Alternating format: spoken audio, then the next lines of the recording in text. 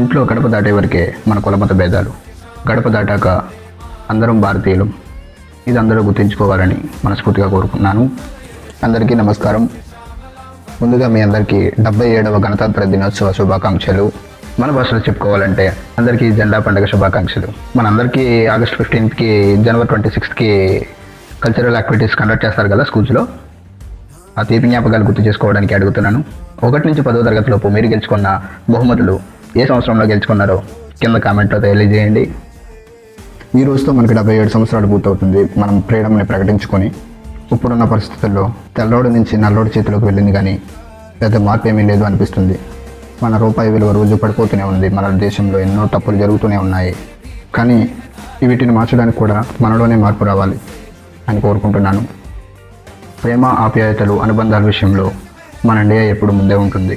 ఈ విషయంలో ఎప్పుడు ఇండియా వెనకడుగు వేయలేదు.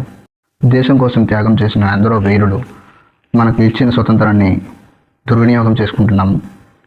ప్రస్తుతానికి మన ఇండియాలో ఉన్న బిగ్గెస్ట్ ప్రాబ్లం వాయు కాలుష్యం, నీటి కాలుష్యం. ఇవి రెండు చాలా విపరీతంగా పెరిగిపోయాయి. దయచేసి అందరూ మన బాధ్యతగా తీసుకొని మన పర్యావరణాన్ని మనం రక్షించుకుందాం. చట్టబద్ధంగా చేయాల్సిన పనులను చట్టబద్ధంగానే చేద్దాము. ఐ హోప్ ఇది కొంతమందికైనా అర్థమవుతుందని అనుకుంటున్నాను.